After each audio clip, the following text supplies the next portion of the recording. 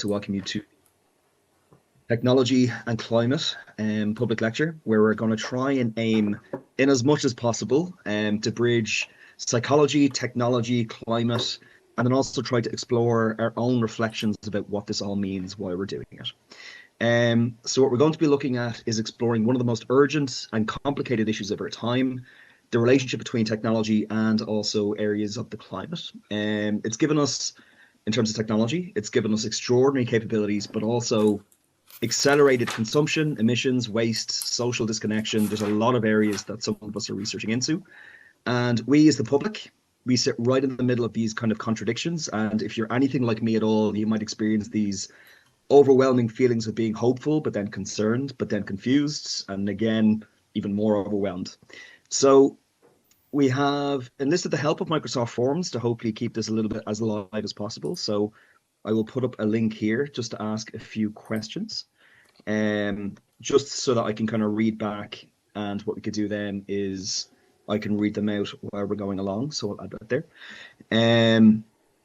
So our panel brings together two colleagues that are uniquely placed to unpack this tension from both the behavioural and psychological perspective, and the technological responsibility perspective as well. So our first speaker, our first panelist that I want to introduce, is Dr. Sarah Robinson from UCC.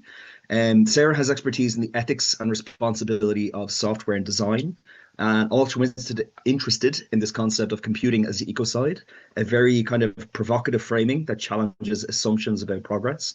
Sarah also thinks incredibly deeply about how everyday software uses and shapes the climate. So in terms of our second panelist, we have Dr. Desmond O'Mahony. So Desmond leads climate change in the Irish Mind, one of the most important behavioural data sets in Ireland with regards to climate. Des also understands public perceptions, fears, our motivations, misinformation, and readiness to act, and where, again, all of these kind of place in national dialogue and climate action, and then trying to translate research into something that is more kind of publicly informed. So with that introduction kind of out of the way, could I possibly introduce Des and invite him to give a bit of an overview as to what he's currently getting up to? Great. So yeah, thanks for the introduction, Dean. So hi, everyone. I currently work in the EPA Behavioural Insights Unit, and I'm going to do a bit of kind of scene setting of some of the national picture that Dean kind of outlined there. Just want to see if I can share my screen. Share down here. Share. And hopefully everyone should be seeing my screen there. Yep, we are. Thank you. So I'm going to talk a bit about the EPA kind of climate change in the Irish Mind program and where it sits in the kind of the national approach to kind of tackling climate change and to climate engagement with the public.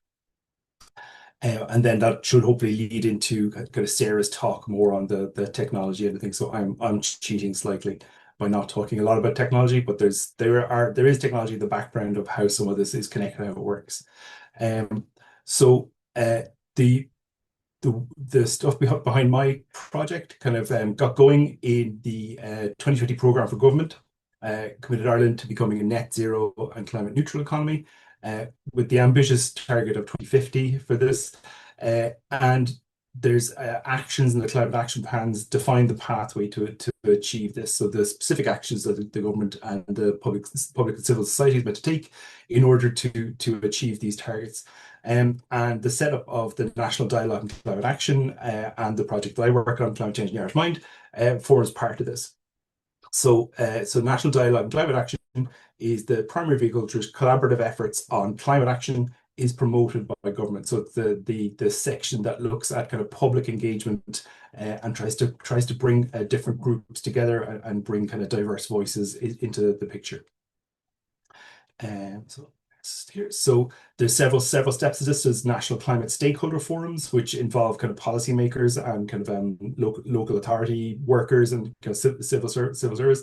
There's an important step of the National Youth Assembly, kind of held annually with people from kind of youth groups, and it feeds into things like the climate action plans and the language used.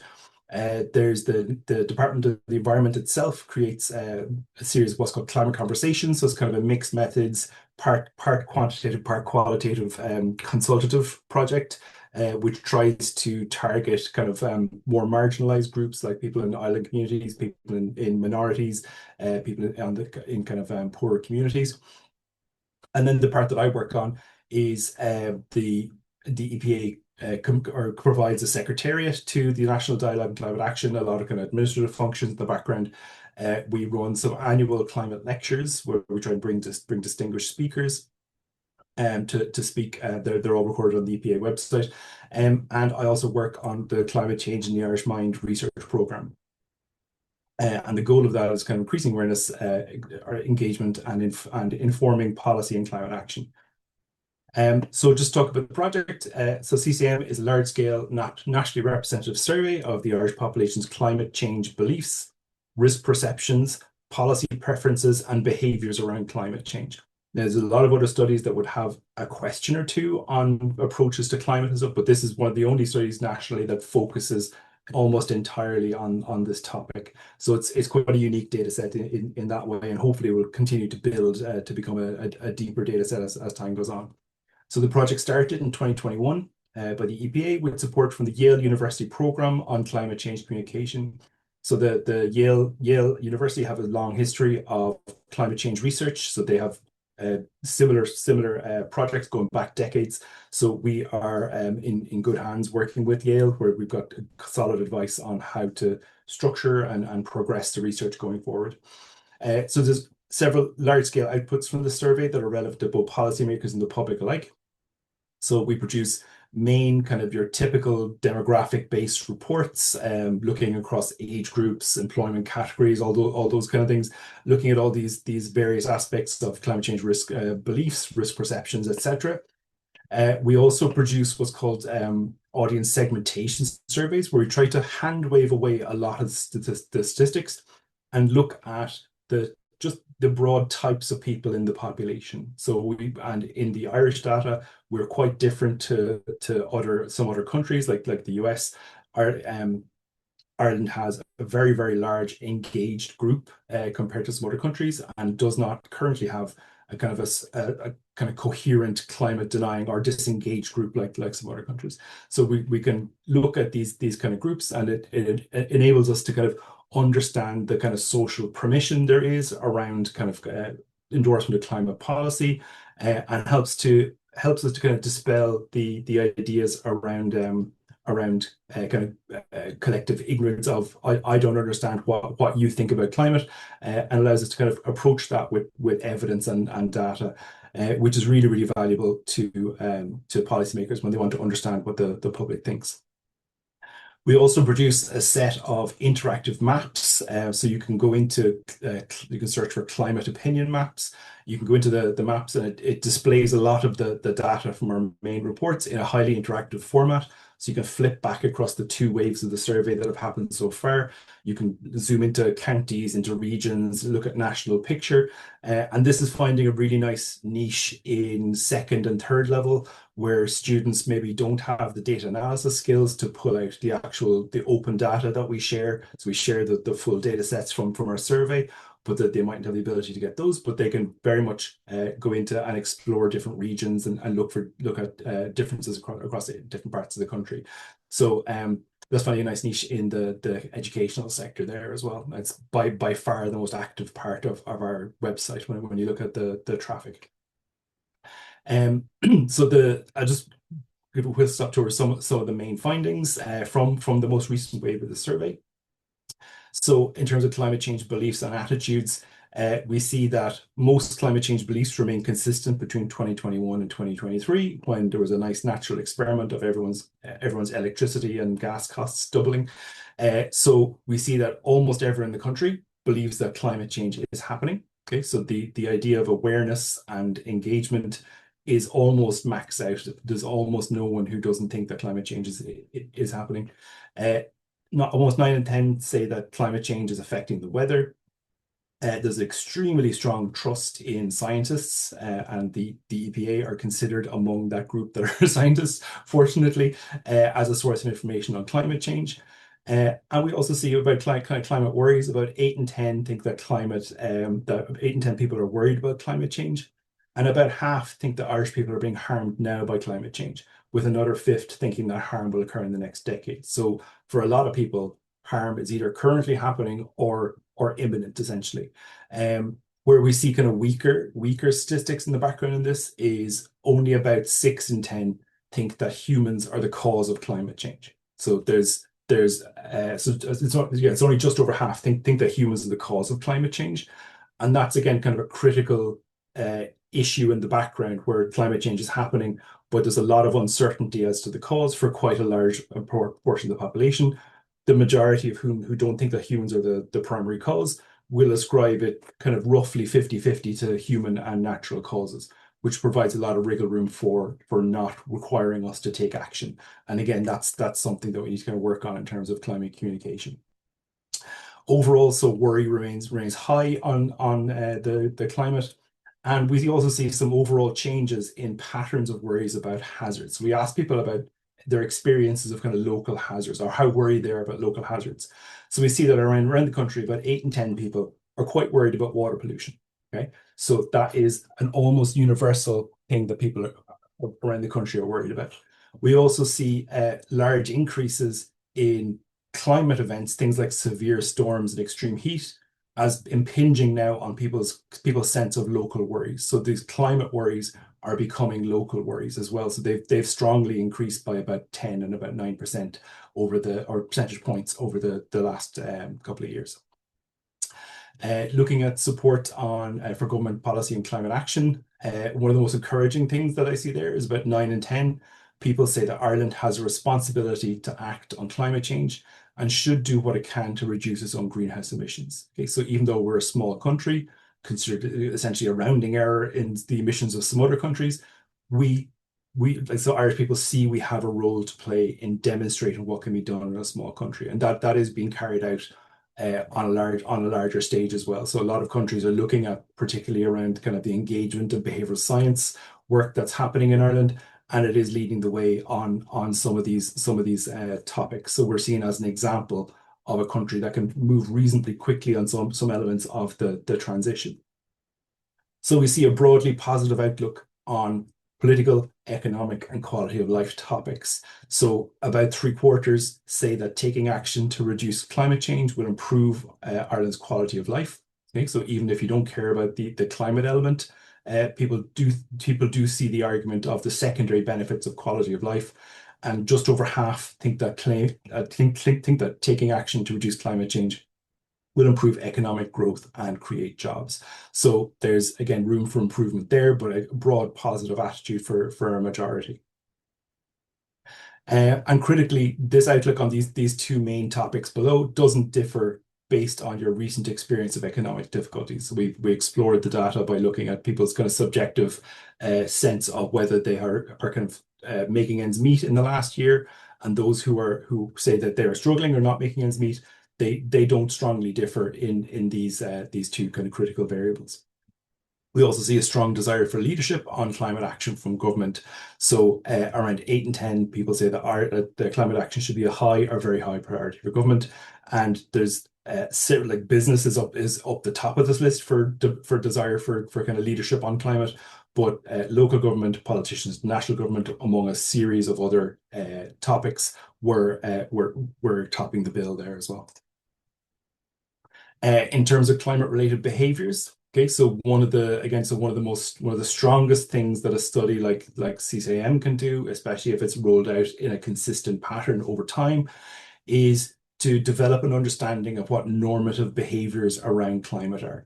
And communicating those normative behaviours is, again, one of the strongest interventions you can make. So the ESRI tested this empirically, showing that once they tell younger people, are able to kind of correct the misperceptions of younger people about how concerned older people are about the climate, it shifted the younger people's positions to be more open to supporting climate policy. So they underestimated the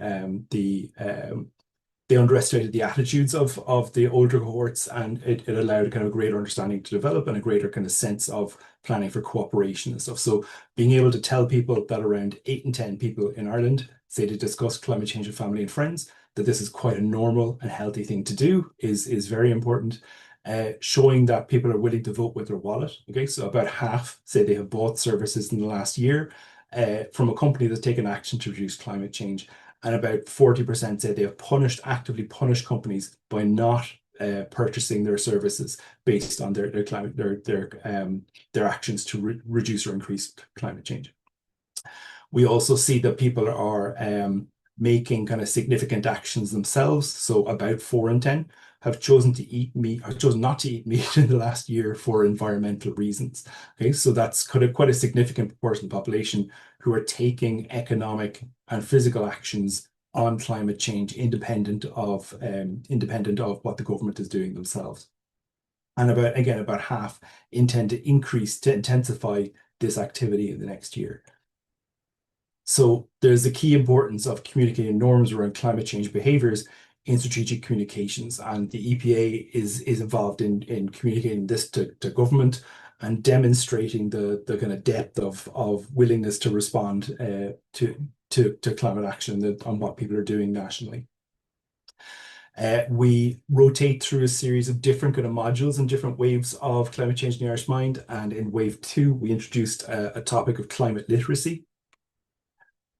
So that was explored as both kind of factual, kind of crystallized knowledge that people had, and knowledge that they could apply in terms of what behaviors would have a particular impact on things like carbon footprint.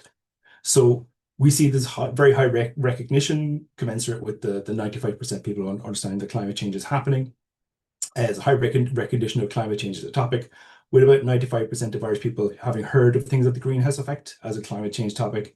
And about 2/3 could correctly identify carbon dioxide, and just over half correctly identifying methane as being related to be kind of a greenhouse gas, or be able to trap heat in the atmosphere. So they're to kind of match these things up.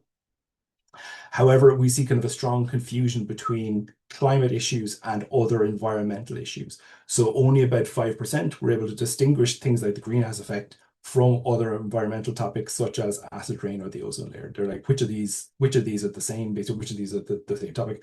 And they were like, yeah, these are all the same. These are all related to the climate. And they're not necessarily, they're quite different topics.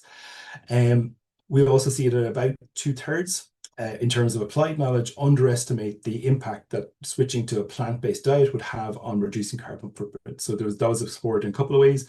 People underestimated what a total switch would have, what the impact of total switch would have, and they underestimated what cutting your meat consumption in half would have. So people don't have a clear idea of what their behaviors around kind of consumerism are doing. However, they could identify several big ticket items, things like switching where your energy comes from. Okay, if you can switch away from fossil fuels to renewables, that's obviously going to have a large impact.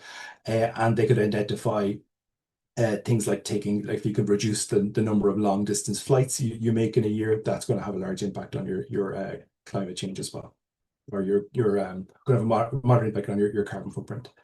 So just to talk about the climate opinion maps again. So the EPA climate opinion maps show climate change beliefs, risk perceptions, and policy support, how they vary at the county and regional level. So the lowest level we can go in these versions of maps is down to the county level. And the development cooperation between EPA and Yale. And it's intended to become a longitudinal resource that helps to track shifts in public opinion on climate change over time. So the current climate change in the Irish, or the current climate opinion maps, they allow you to swap between the years of the survey, and it's intended for that to kind of to deepen over time. Just as an example of using them, here's the thing that shows that worry that severe storms will harm the local area, and it's a difference from the national average of 74% in 2023. So you can see the green here is kind of more worried, and basically, so EPA colleagues working in the physical sciences just say that's basically a wind map for the country. So you have people who are more exposed to extreme weather on the west coast are naturally more worried about it than the slightly more sheltered east coast. You flip that around when you ask questions about things like drought or water pollution, where people in the east coast are more worried about drought and water pollution. People in mountainous areas are naturally more worried about kind of flash flooding and wildfires and stuff like that. So the fact that these maps do map onto known hazards in the environment is very encouraging as to the kind of veracity, kind of a ground truthing of the concepts here. So We also produce a series of shorter insight reports, a series of deeper dives into climate change in the Irish Mind data.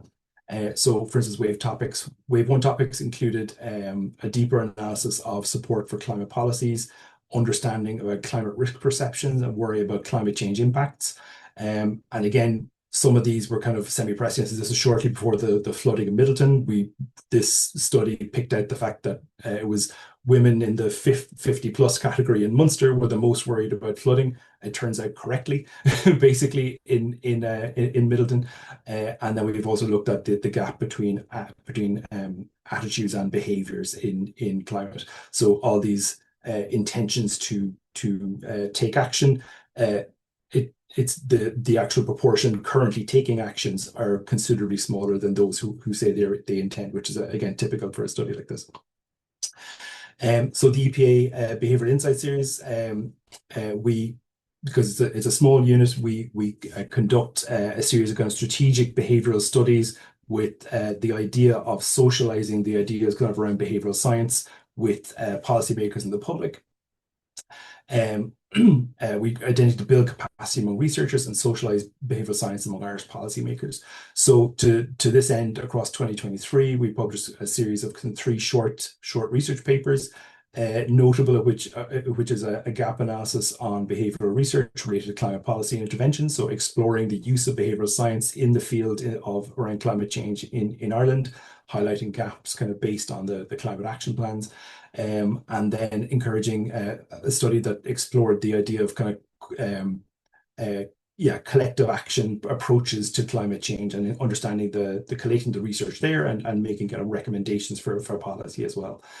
So across the current year, we're in the process of producing an evidence-based communications guidance document that kind of summarizes a lot of the EPA research that we talked about there, a lot of the climate change and Irish Mind research, with practical recommendations for engagement on climate and climate change. So that should be published very early in 2026.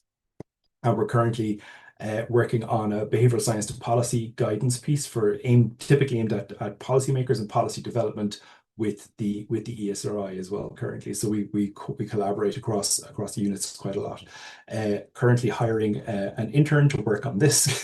So the applications are closing and interviews should be in the next week or two. So just as an example of the structure, how we produce some of these is kind of with typically going to be a kind of a pedagogic step to this, as the field is not hugely developed in Ireland. We would usually have a section in a paper like this on what is behavioural science, how it can be used. We then extend it into how behavioural science is used in Irish environmental policy making, how is it currently being used, and then make some research on policy recommendations as we go forward. So I think it's a good structure for some of these groups, especially when the policymakers you're dealing with often, they're not hired for their background in behavioral science or psychology. So you do need to kind of continually communicate the basics to policymakers as you progress. Future research that I hope to be able to do within the EPA then, the Irish policy space has climate mitigation as its main focus, emission reduction to try and slow the pace of climate change. However, there's a lot of work that is currently being done on assessing risks on climate change. So the EPA is probably the national holder of the greatest quantity of this data, which based on the public kind of mapping of attitudes and opinions, basically would be able to try and connect these dots and determine how well people understand the risks in their local environment beyond the kind of crude level that we showed on the maps earlier. So I think that's a unique space that the EPA can contribute to the field, to the research in this area and policy guidance. So people like accurately understand the risks in their areas, and are they making correct judgments when they may think that climate change will not affect them, which is quite a common position to hold. Just looking again, briefly talking about national and international collaboration. So I work on a behavioral science cross-office team. So there's quite a few projects that are running behavioral science based projects within the EPA, and the aim is to try and connect them up and remove kind of silos between these groups. So I call myself, it's not the behavioral science group, it's a behavioral science group in the EPA. We also produce so I was also able to influence the EPA research funding stream. So an annual research call with a funding stream has been established on behavioral science, and I participate in project steering on many of those. So again, that's a kind of a capacity building capacity building across the infrastructure in Ireland in the academic sphere. I am a member of the PSI Special Interest Group on psychology and psychology and climate change. And I try to participate in the Behavioural Science and Policy Network, but I'm one person, and the abandoning toddlers gets difficult when you've got 3 meetings a week to go to. So I've also started recently chairing an advisor group on social behavioural science research that aims to socialise behavioural and science policy among policymakers and connecting the dots between academia and policy there. This is a very nice OECD group who I take part with as well. There's a behavioral research action international network, which is designed for people working in government and state agencies to share their behavioral science work across governments or across countries. And I'm due to start a project with them that's aiming to kind of formally map the use of behavioral science across government bodies. So I'll probably be emailing many of you at different points, so asking what you do and how you do it. I also take part in an international working group on sludge, which is considered the opposite of behavioral nudging, looking at administrative frictions. So that's some of the work that the EPA Behavioral Science Unit is doing, and hopefully sets some of the scenes for Sarah's talk to come up next. So Dina, I'm not sure if we're taking questions now. I'm happy to take them now, or we're trying to wait to the end for a discussion. I have a ridiculous amount of questions, so what I might actually do is wait until we hear what Sarah, just in terms of feedback from getting kind of Sarah's piece on this as well. No but if anyone does have any questions, please jot them down and we can try and go through it as well towards the end. Just wanted to flag as well that so far a number of you have actually gotten through that survey, and your current estimate or the average kind of knowledge about climate awareness is 4 out of 7. So these are kind of smack bang in the middle. So hopefully it's probably going to increase after you speaking there, Des, but then after Sarah, I'm sure it's going to be quite knowledgeable. So with that, could I possibly then invite Sarah, please?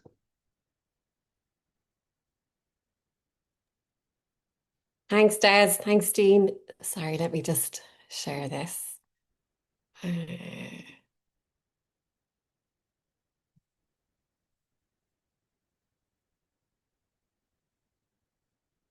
Okay, thanks everybody. It's great to be here tonight. So my name is Sarah Robinson and I'm a cultural psychologist, but I work in a school of applied social studies, so an emerging interest in social policy.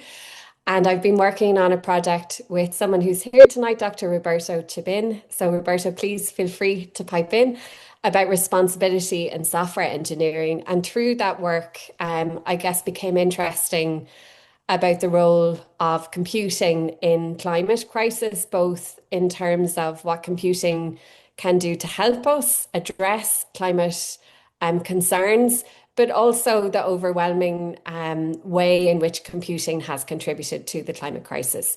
So this evening, I'm not really going to present on empirical work. I'm going to present on some theoretical work from other people working in both Ireland and Europe. And to do so in a kind of provocation way for our discussion. So I want to think about how psychology and I guess social science in general and design can support technologies that open up possibilities for climate action. And to do that, I want to introduce you. You may or may not be familiar with the kind of multidisciplinary space of possibility studies, which is led in Ireland by Professor Vlad Glavino, who is a professor in psychology in DCU, and Dr. Constance de Saint-Laurent in Maynooth, who is also a cognitive and social psychologist working in this space. And Constance's work in particular draws on what she calls the possibility paradox of how technology can be both positive in the possibilities it opens up for action, but also limiting in terms of how it can constrain action.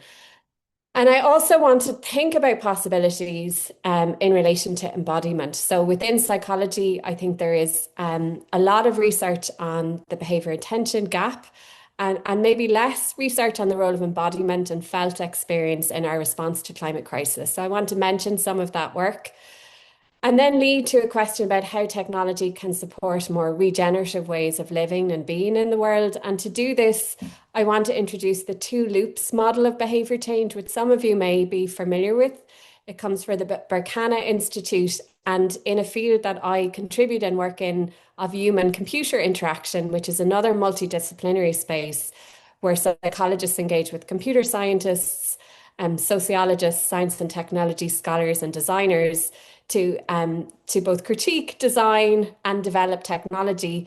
It has been recently kind of used in that space to kind of think about agency within computing as a discipline and how we can be agentic in responding to the climate crisis. And through that, I want to introduce kind of ways of acting and ways of being in this particular moment of crisis. And to think about what ways of being might resonate with each of us. So to kind of begin a discussion amongst us about that. Does that sound okay? Yeah, cool. So I guess firstly, just to position ourselves in Ireland and thinking of Ireland as kind of central to global and local debate about climate and technology. And there are many reasons for that. We have been described as the data center center capital of the world, and particularly in Europe. Some recent reports are indicating that data centers will account for a third of our electricity supply by 2034. And there are increasing kind of concerns and tensions about energy and the materiality of data in the Irish context.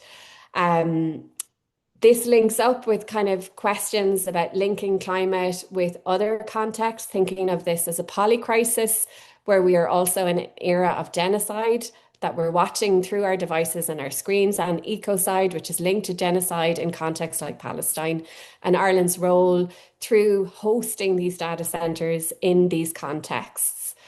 And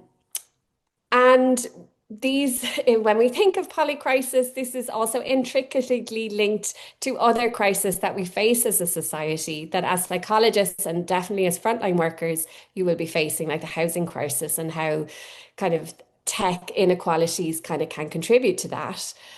Ireland is also the home of many of these companies, and you may or may not be familiar, but the OECD, the Rohingya, which are a minority group in Myanmar who have accused Meta and Facebook of genocide through engagement-based algorithms, they have lodged a charge against Facebook in Ireland as the kind of European home of Facebook. So we're kind of at the front line of some of these kind of policy discussions. And we're also at the front line of these kind of conversations about innovation and climate tech and what that might do to support us. So I think it's an important kind of question to have.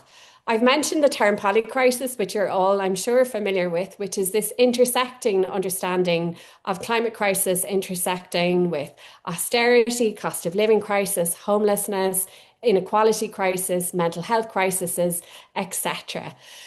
And I kind of want to move to an understanding of meta crisis, which is that polycrisis, if we're to use an analogy, a disease analogy, is the symptoms. But the meta crisis tries to get at the root of this crisis. And I'm drawing on people like Vanessa Machado de Oliveira, who talks about modernity and the value systems embedded in modernity as being kind of central to understanding the climate crisis and these intersecting challenges that we're facing as a society.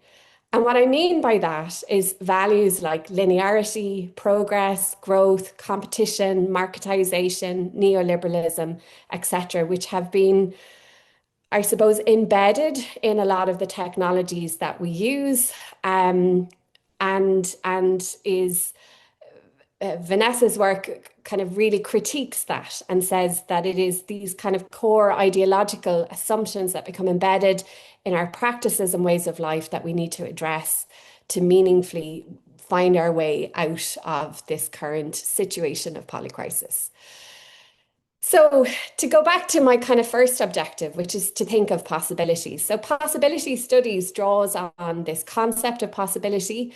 And one of the ways to think about possibility from a psychological perspective is to think about what it means to infuse the what is currently happening right now, with new perspectives. So it involves perspective taking and imagination, and in doing so, to radically transform it. So I think this is essentially an intersecting crisis that needs possibility perspectives. And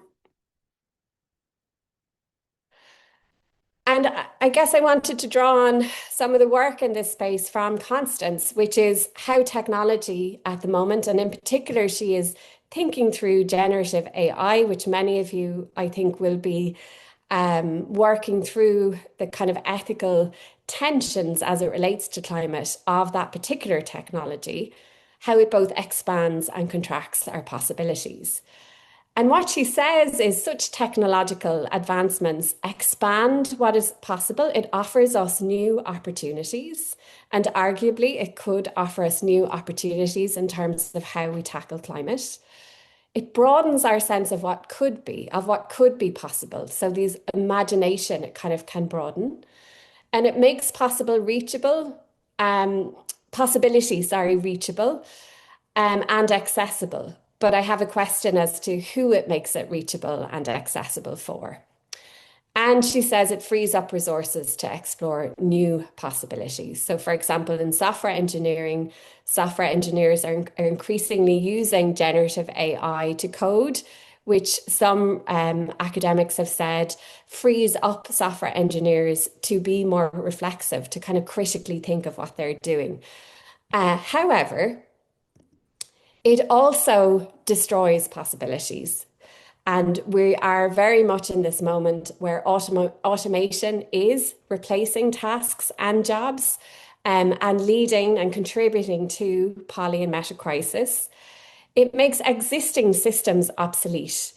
And that is linked to kind of older ways of doing and practicing in the world, including how we think about information retrieval, for example, which any of you who are working in third level will see is radically changing with our students in terms of their engagement with this. It's leading to a loss of skills, and arguably maybe some of the skills that we need to address the climate crisis. And it comes with massive social and environmental destruction. So we know that there are massive water and energy needs of these data centers. We know that the data that it is being trained on is sometimes very biased data. It's sometimes not data that people have not consented to be used in this way, including novelists and artists, etc.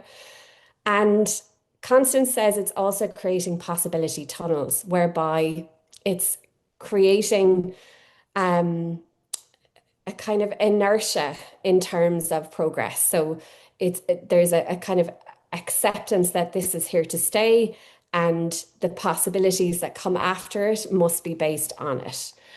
And these are all kind of core challenges, I think, when we think of technology and climate. But what I want to do right now is to think about what the role of possibility thinking might mean for how we engage with technology and climate. And in this work draws from Anna Kraft, and she talks about the importance of framing what the problem is. So I want you maybe just to take out a sheet of paper if you have it, or to use the chat function to type in, when you're thinking about the intersection of technology and climate, how you frame it as a problem, or what exactly do you want to achieve when you think about technology and climate change. So could you maybe type into the chat for me?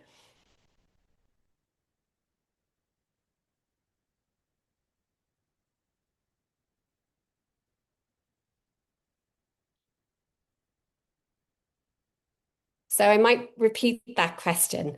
So when you think about the intersection of technology and the climate crisis, what problem would you like to see addressed at the moment? So if you could type that into the chat for me.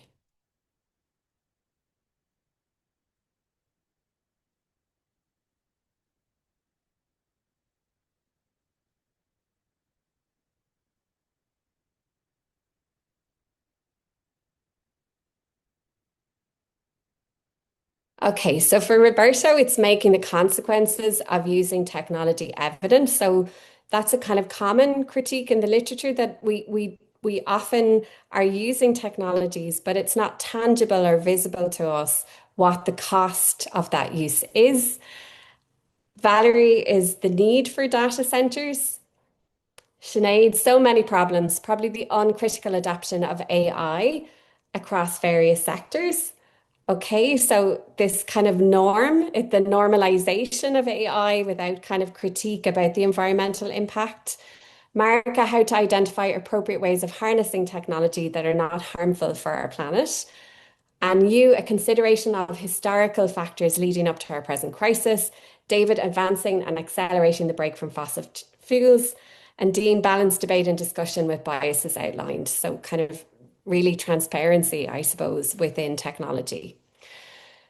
I want you now to kind of think of that kind of core problem, because this is a polycrisis, a meta crisis. There's so many aspects to it. But if we focus on one particular aspect, I want you to think about the possibilities of addressing it. And I want you at the moment to not think about constraints, to think about what if that problem was addressed? What would it look like? Could you do that now?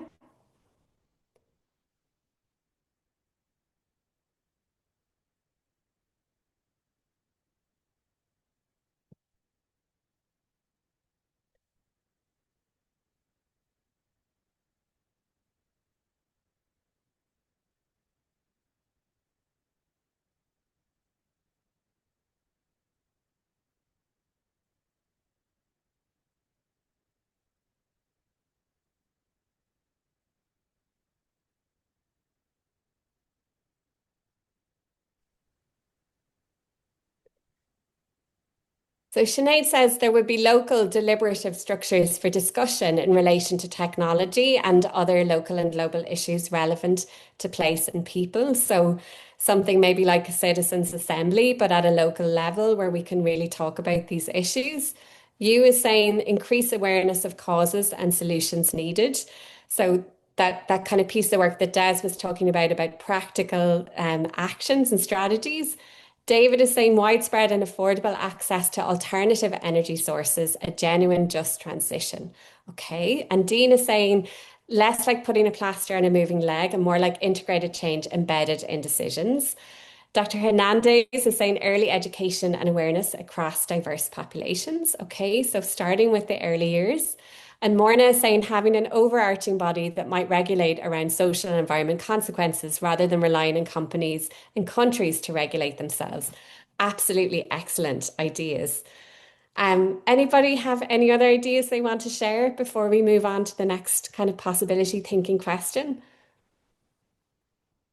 Okay, well, the chat is open. So I want you now to think about that problem that you framed and that imagined possibility space where that problem has in some way been addressed. And then I want you to think about why not? So why isn't it possible right now? Or why does it seem impossible? So I want you now to get as negative as you possibly can and think about all of the barriers between you and that kind of solution. So what are those barriers? What are standing in the way of achieving that possibility right now? And this doesn't need to focus on individual action. It's why has society not achieved that?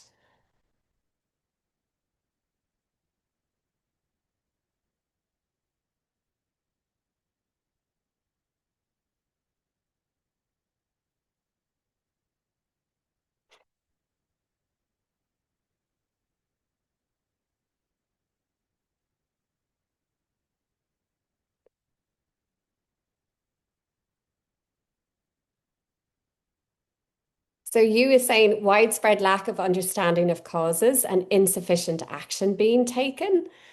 Des is saying short-term commercial interests outweighing long-term good, which is kind of a core value in modernity, isn't it? This short-termism. Dr. Hernandez is saying disparity in funding for action and prevention. And Avril is saying no world powers agreement. So there isn't this international consensus. And Dean is agreeing with Des. Okay. Anything else? So this is an invitation to get as negative as possible. Sinead is saying a lack of education and a broken capitalist system pushing people to overproduce without time for reflection. That time for reflection is really interesting. Sometimes I feel in the university where we're supposed to read so much and reflect that we have so little time for it. And I imagine in society, it's absolutely the same. Political apathy. Okay. David, awareness of what is possible now. So kind of that possibility imagination is missing, political will, global influence of brown fuel sector, and Dr. Hernandez, the lack of values-based behaviors. Okay, brilliant. So it's often kind of easy for us to kind of get into the critique. So endless growth, greed amongst companies, inertia amongst populations, confusion about means of addressing it. Okay. So right now we have the kind of framing of the problem you want to address. We have the possibilities of what it might look like if we were to address it. And we have the barriers for those possibilities. And now I want you to think about what would someone else do? So what would be a different perspective from maybe somebody else in your life or somebody in public life or an imagined other?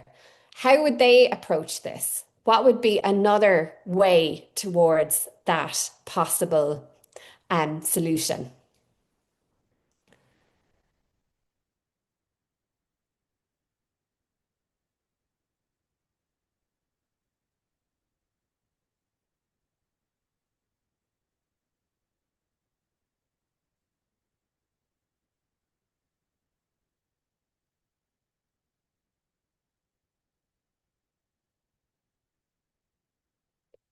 So you saying a more optimistic attitude, problem solving, taking action. Okay.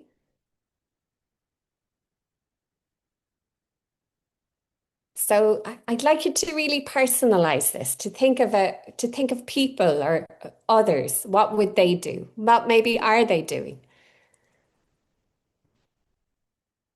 to reach that solution that you are envisaging or to achieve the aim that you want to achieve?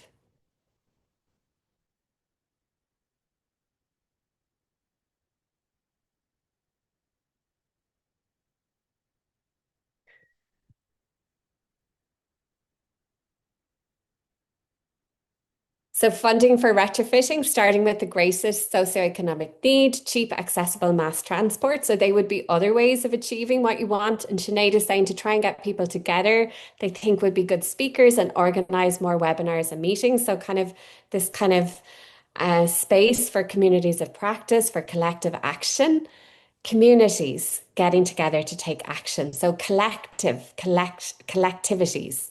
Yeah. Okay. Current project promoting gardens by the special interest group, which is great. Okay, brilliant.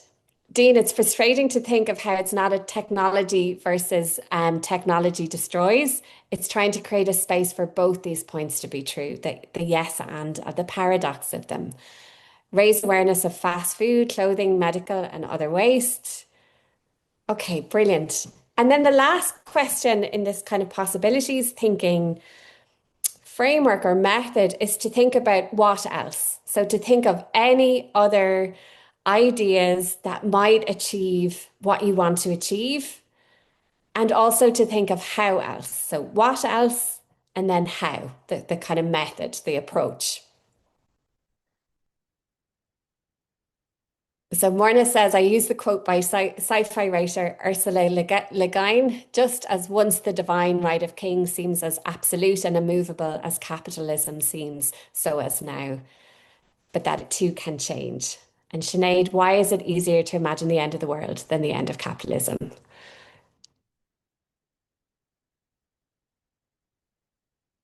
Okay, so we might just spend one more minute just on this last. What else and how else?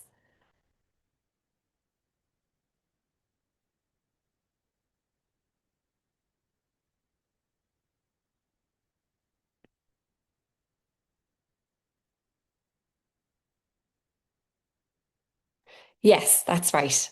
What else in terms of solutions to the problem you want to address or to the possibility you want to achieve?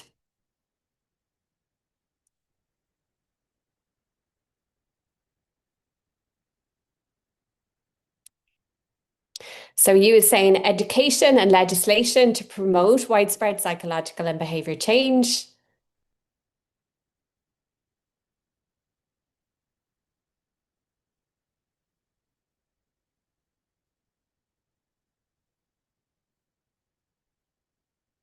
Dr. Hernandez says people need hope that changes can be seen during their lifetime and technology can be part of that. Yeah.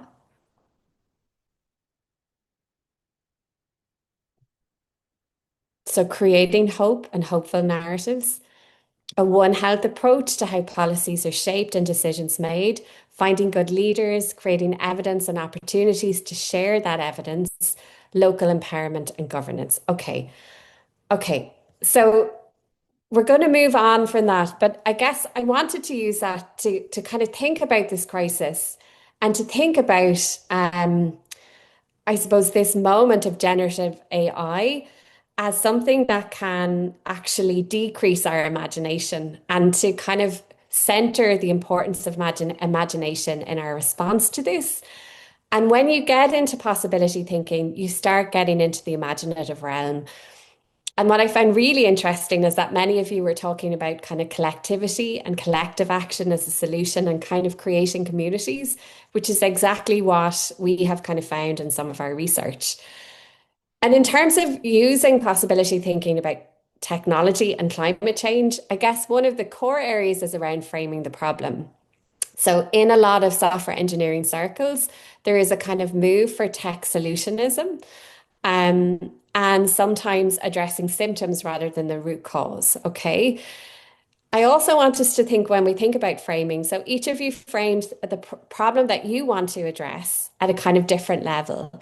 Some of those levels were symptoms, some of them were intermediate levels. So this idea of collection action traps, where we are siloed.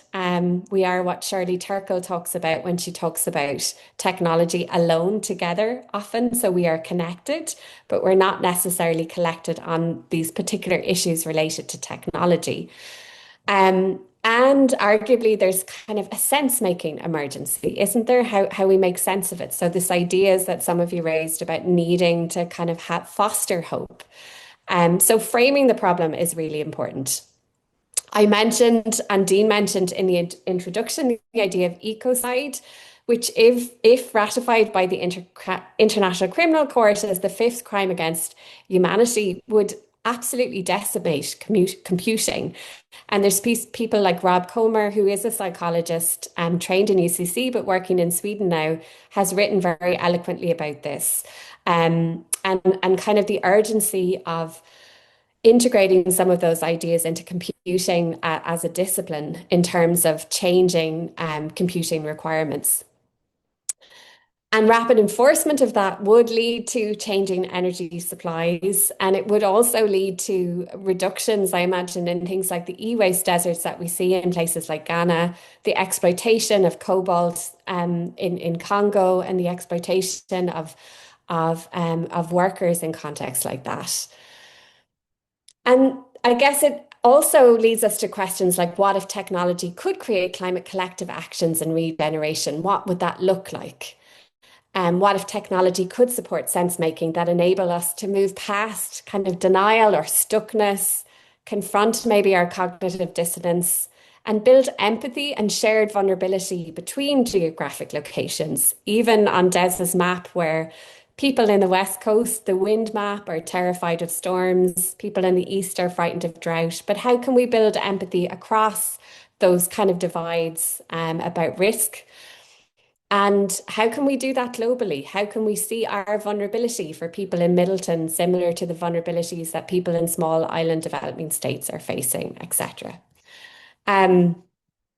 And I want to kind of think about these as problems of embodied knowing. So in psychology, we often think about the behavior intention gap, but we don't often necessarily think about the role of the body in that.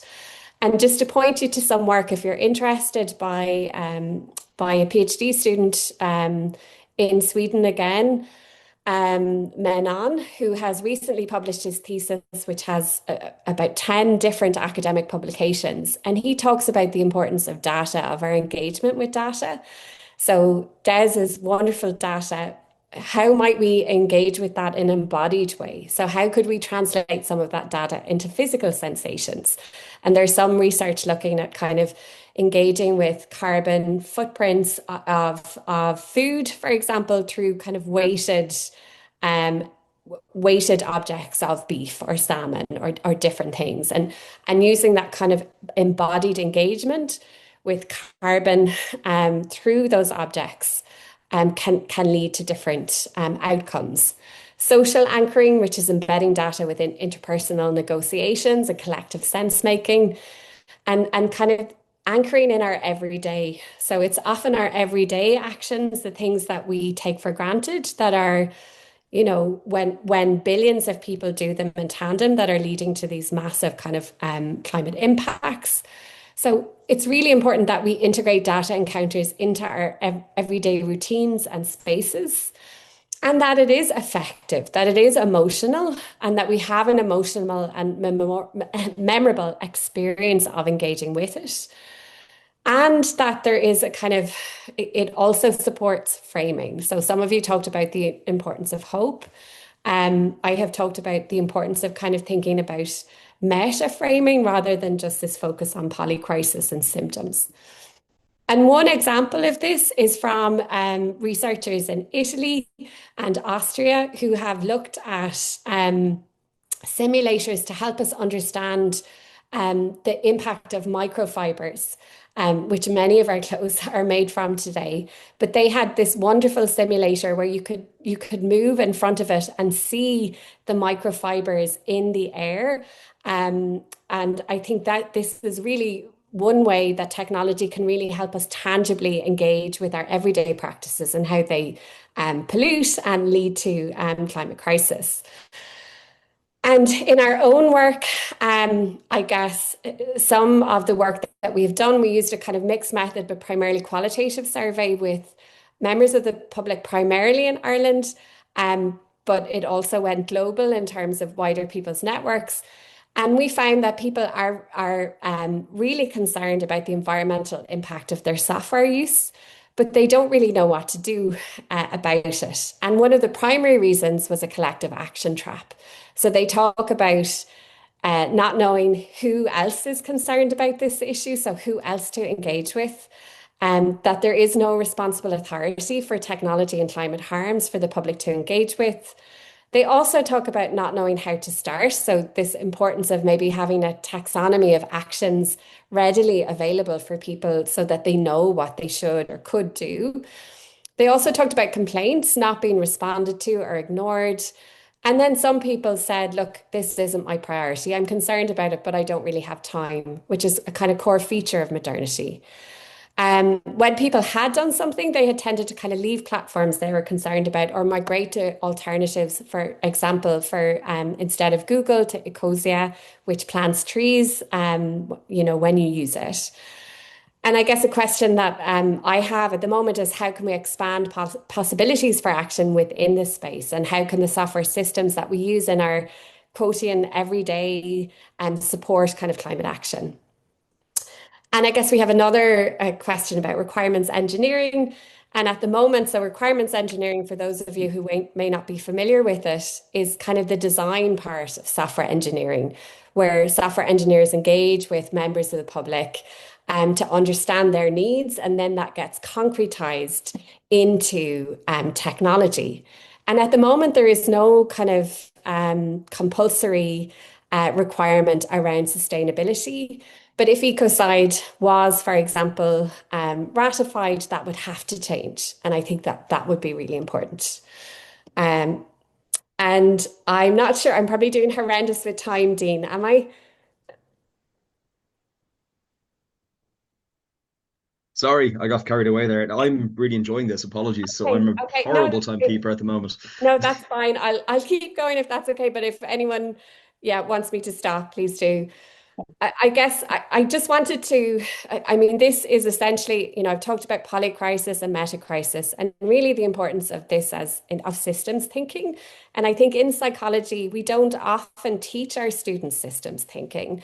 In software engineering, they work definitely in a systems way, but not in an entanglement way, not in a way that the system they're designing is embedded and engaged in multiple other systems. And I wanted to draw on the work of Donna Meadows, who is an environmental activist. And she talks about leverage points within a system for changing it and for finding leverage points for environmental action. And most interventions are designed in these kind of lower level points. So negative feedback loops, positive feedback loops, material stocks and flows, but less engage with the rules of the system, the structure of it, the goal of it, and mindsets and paradigms, and the power to see paradigms as such. Okay. And I just think it's a very interesting model for people to think about leverage points for action. In some of the work that I've done with psychology and computing students, we have used this model to engage with literature about how to make the environmental impact of digital smartphone use visible and tangible to us as users in order to instill, I guess, climate action. And what my students found is that there is very little in these kind of deeper leverage points, and they were trying to kind of design around that. Um, so the last point that I wanted to make was just to introduce this other model of behavior change from the Berkana Institute, which has been kind of brought into human computer interaction, the space that I engage in quite a lot, by Thorsland et al. At a conference called Computing X Crisis, which really centered kind of meta and polycrisis in August of this year.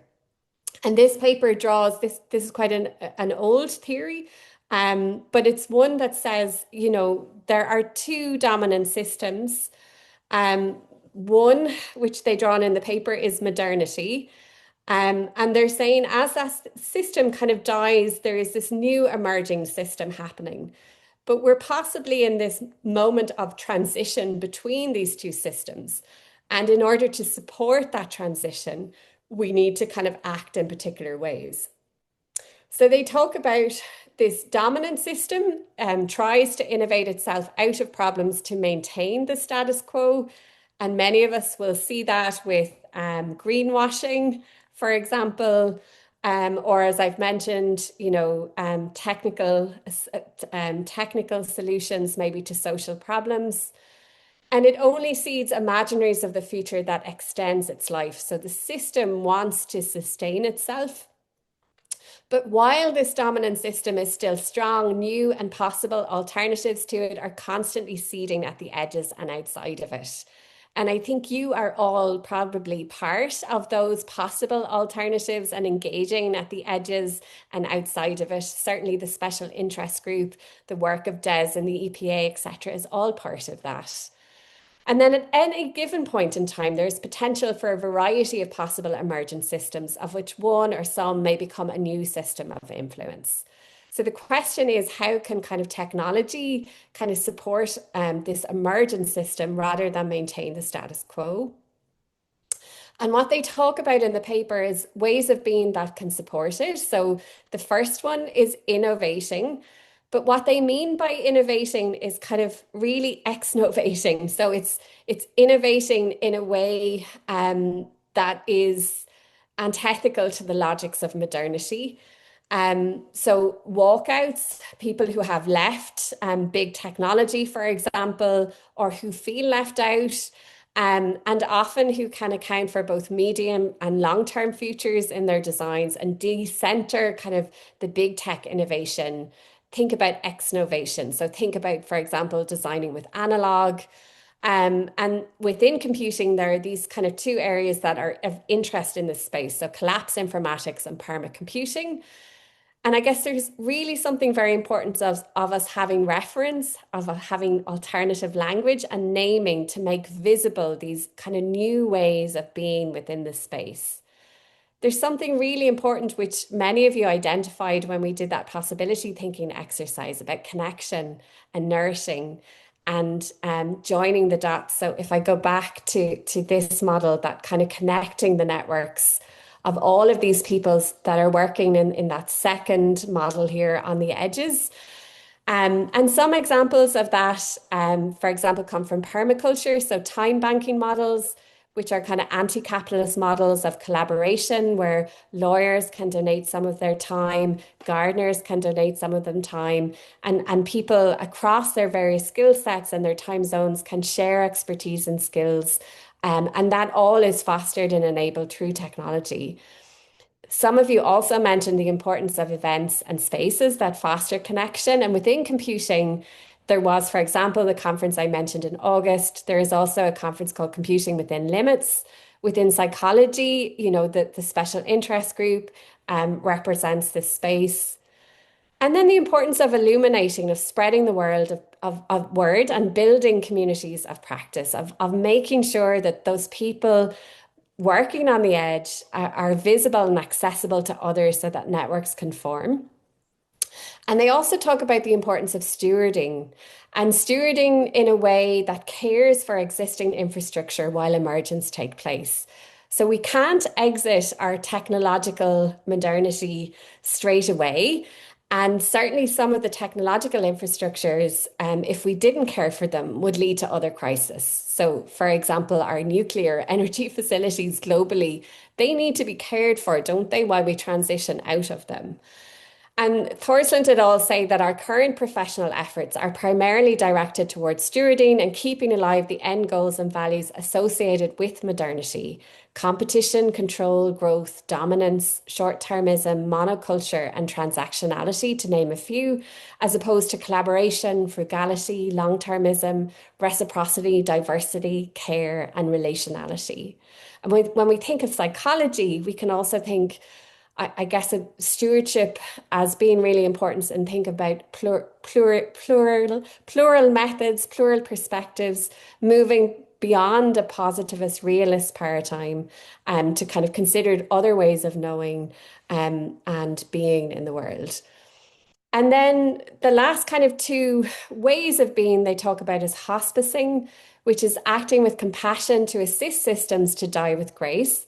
Kind of the opposite of the growth mindset that we see with many economic, certainly neoliberal economic discourse, and to support people in the process of letting go, even when they are holding on for dear life to what is already dying. And I think anyone who works in mental health will be seeing this right now, okay? It involves kind of Jungian ideas of shadow work, of acknowledging the grief that many people are experiencing as old ways are dying, anger, care for those who are currently holding up this dominant system, but who will need to change, and opening up connections both to the past, the present, and the future. And then this idea of composting, which I really like, which is deciding, what bits of our current system, of our kind of technocentric modernist way of being right now are good. What do we want to keep? What do we want to compost? And what do we want to leave behind? So some of that might be documenting the skills and crafts that have already been lost in the dominant system, or that might be at risk of being lost. When I think about technology, and in some of the work Roberta and I've done in the West Cork Islands, for example, it's about thinking about analog FM systems and reimagining them, how telephony could be reimagined and useful in this new way, and so on and so on. And I'm going to leave it there.